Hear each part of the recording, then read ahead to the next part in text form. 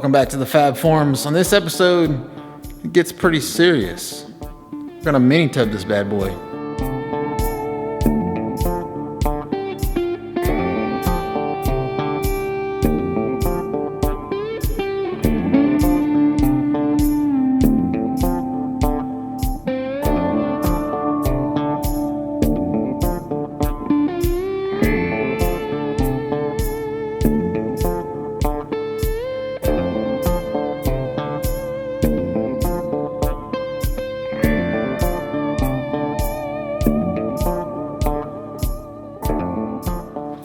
Alright, so when people think of mini tub, they think kind of drag racing, these big tubs in there. I don't want to do that. I want to do like a factory mini tub. Basically just take what Ford gave me and move them in maybe an inch and a quarter or so. I did it on the Goose and it wasn't terribly difficult, mainly because it's a hatch. It's going to be a little more difficult on a coupe, and I'll show you why. But I'll also show you why I want to do this. Because it's a lot of work for really just a little bit of difference. So the one thing about the Goose that you'll notice is it's got, it's got some big 10-inch meats under there. They're, what are they, 275/50, I think. But you'll notice how they sit in on the car. So it gives it that nice, clean, almost factory style look that it's hard to achieve with a 10-inch wheel and tire combo.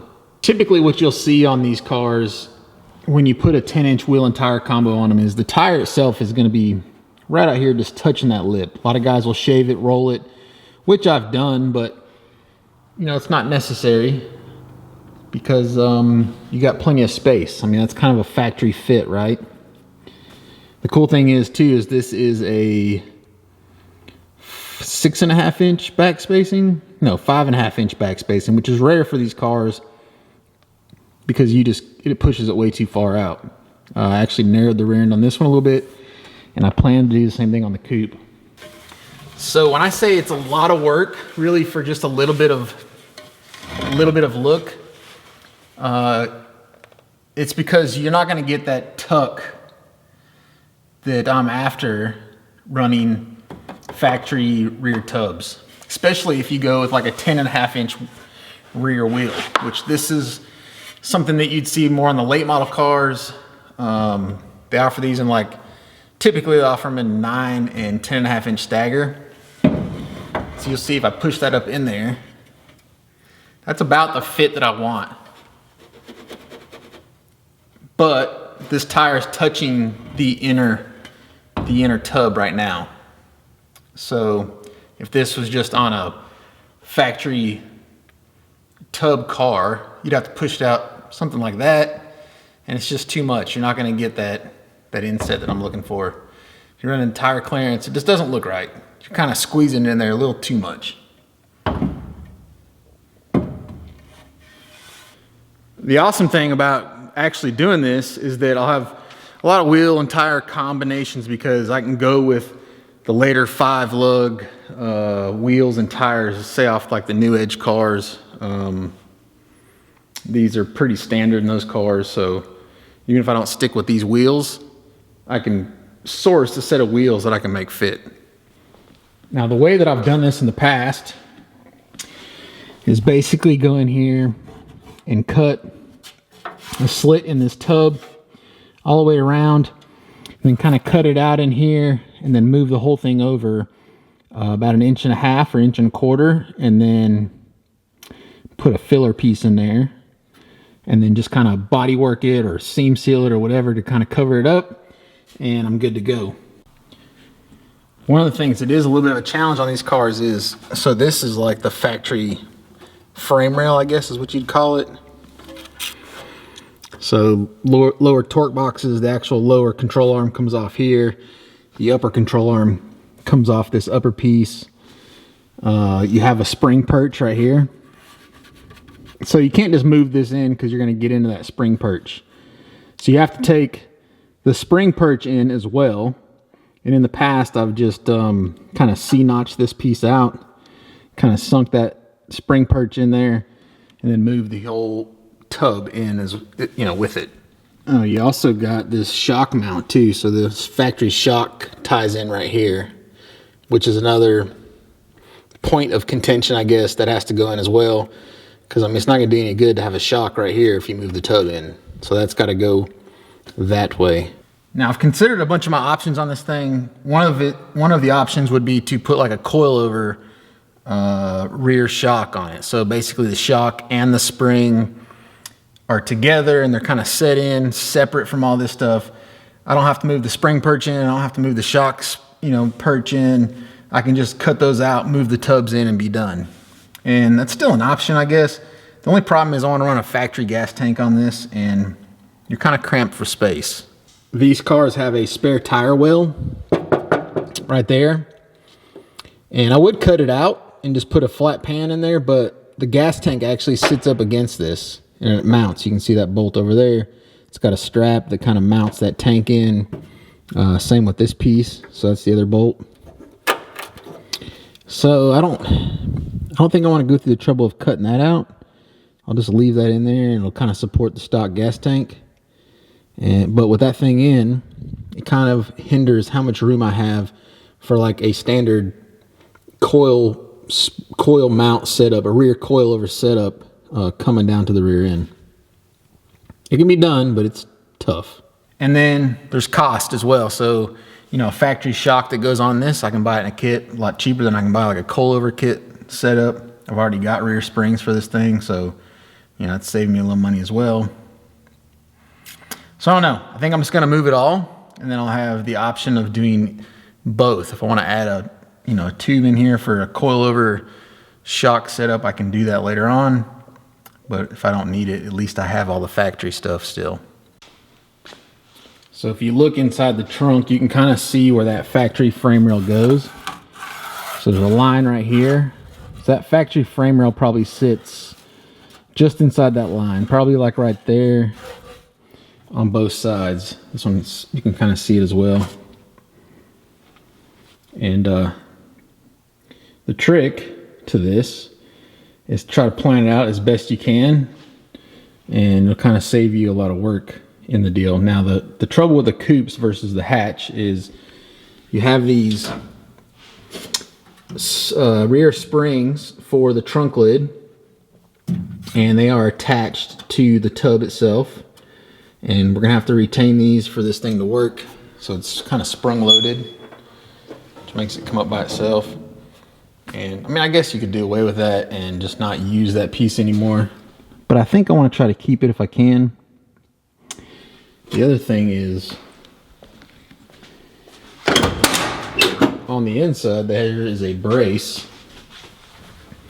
So it's got this cross brace that goes, basically from one tub to the other. So all that's gonna have to be cut loose as well, and then potentially reattached in some way.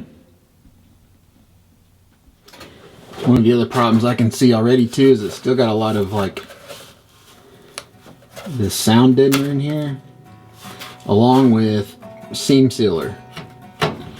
So all this stuff's seam sealed, and you start hitting that with a plasma or torch or grinder or anything, it makes a stinky mess, catches on fire, all kinds of stuff. The more I talk about it, the more I'm debating whether I really want to do this or not. So I guess ain't but one thing to do, and that's just get to going and kind of try to sort it out as I go. It's like my life story, ain't it?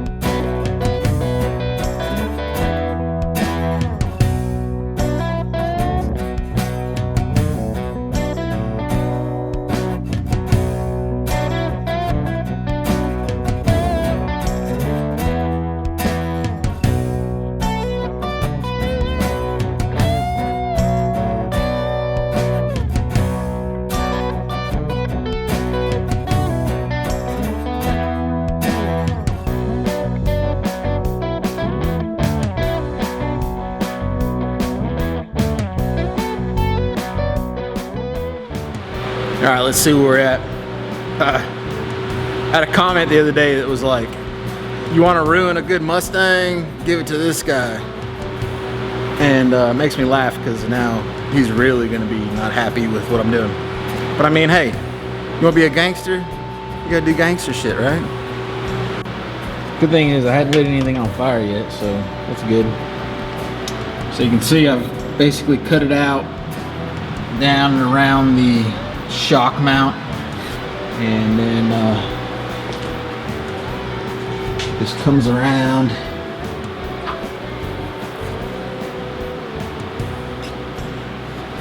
So that's what we're looking like. And from underneath, so you can see that I followed that frame rail exactly like I wanted to. And once I pull this out, I'll go in here and clean all this up, and you know, I got to trim out like 1.25 inches anyway, so it doesn't really matter. You just want to kind of make sure that you don't mess something up too bad where it's going to be tough to fix it. That's kind of the key on this. So you can see I cut out the spring perch. It's sat right there. I cut out the bump stop, cut these loose.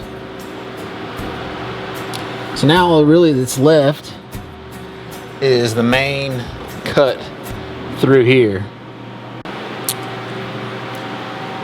That cut doesn't have to be super perfect because you're going to kind of put a plate in there. You put it like a 2-inch plate in there. As long as it kind of matches what the bend of that thing is, you should be all right. You can also see I've cut loose the rear trunk lid spring piece. So I left the upper section that's kind of usable. The section that's tied to the tub, I just cut it loose, and then once I move this thing in, I'll kind of figure out if I want to tie it back in or what I want to do. So for that top cut on that thing, I think I'm gonna use a cutoff wheel. I don't know, I may end up using the plasma a little bit too. Plasma is not, you know, it's hard to be really true on that thing. So I think I'm gonna bust out the laser too and kind of get a guide for the line setup.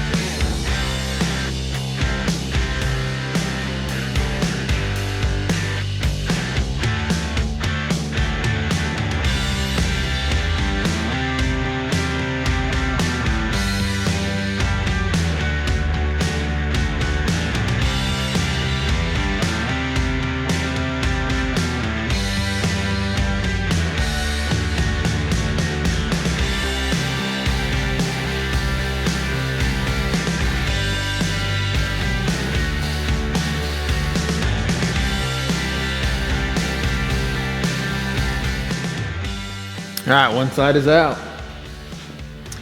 Turned out to be a pretty straight cut. I'm pretty happy with that. You kind of want it in the peak of the curve too. That way the flat section kind of makes sense. The beauty of this is it kind of feels pretty daunting as you start, but I mean, really, it's all fixable. It's just metal. You just want to make it as easy to fix as possible. So I'm gonna get started on the other side. I didn't show you, but my plan of attack on this thing was to drill holes from the bottom. So it's just like an 1/8 inch drill bit. And I just drilled holes from the bottom right next to that frame rail. And then basically I just had like a connect the dots. You know, I had a set of holes. I could just use a plasma cutter and kind of connect the dots. And so I knew where it was gonna be in relation to that frame rail. So it made things pretty easy. So I'm gonna take this side out, maybe start cleaning it up a little bit, and get ready to measure it up and start putting these things back in with extra space. So I had to go to the store and get some, really I went to get some cutoff wheels. Found this bad boy. It says it's 100x life compared to standard abrasive cutoff disc, so I guess we're gonna find out. Also, got me some dust mask. The old black boogers. The old black boogers aren't good. I guess this thing here, if it works like it says it does, I would think it'd probably produce a little bit less dust too.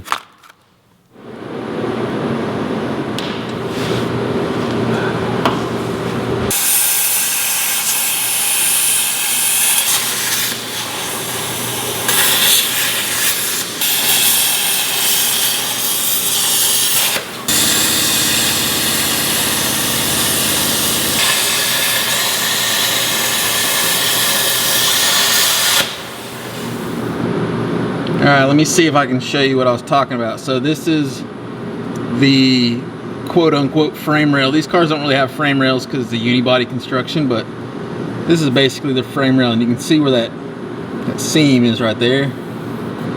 So what I'm gonna do is I'm just gonna drill holes right beside it, all the way up, in here, up here, all the way down, and then I'll have like a path to follow with the plasma cutter.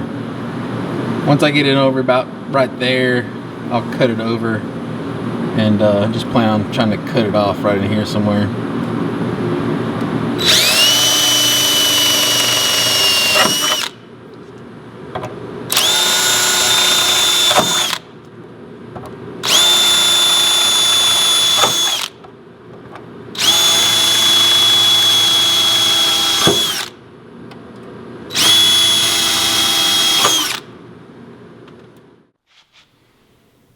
All right, so I got both sides out. Pretty happy with it. They're pretty symmetrical. Lines are pretty straight. Shouldn't be terribly hard to work with. I will say that I got a little bit carried away. Let me explain. So there's extra parts there. So while I was under here, this is how it always starts. While I was under here, I was like, you know what would be cool is if I had a little extra room to like lower this thing. So on the Foxbodies, really you can only get them so low because of this frame rail and because of rear suspension geometry. You kind of have to move that geometry in order for it to still be proper. You get it too low and the bars, the angle of the bars gets way off. So that hole right there is for the upper mount. So as you lower the car, that upper bar gets way funky, right? Now a way to fix that would be to drill another hole up here, which there's room except for the frame rail is in the way, you know, for you to be able to get in there. So typically what would you do is you'd drill an upper hole up here and then you'd move this hole down.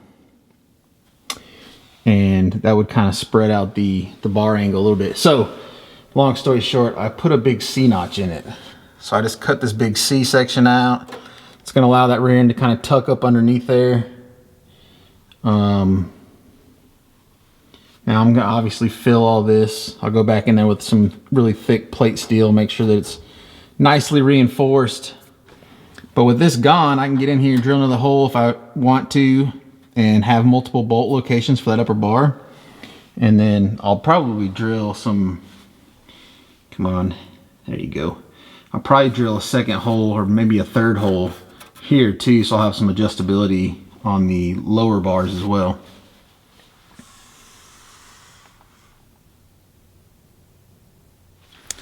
Now, I will say that's not going to fix the whole problem, because if you get it real low, which I mean, I don't necessarily plan on running this thing super low, but it would be nice to be able to get there.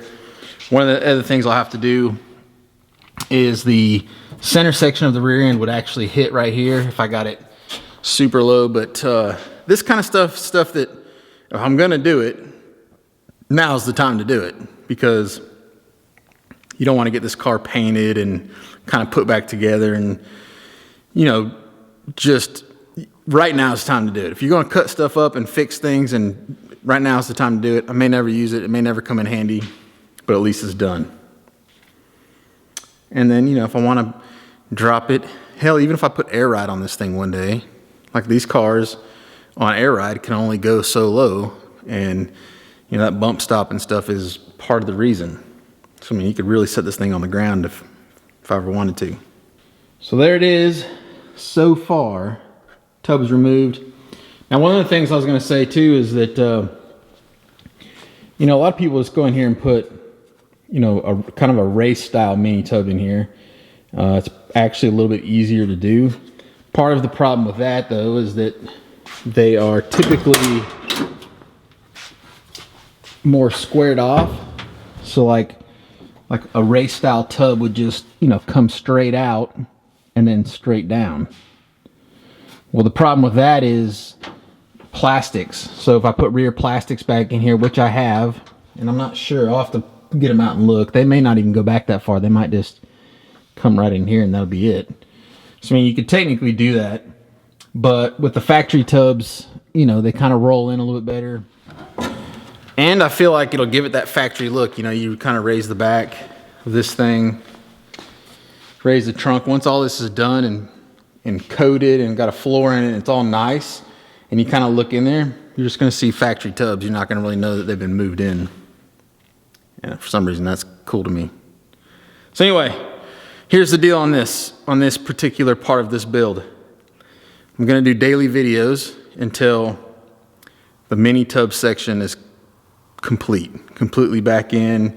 C notches are done. Everything's cleaned up. So, I'll see you guys tomorrow. Go do work, son.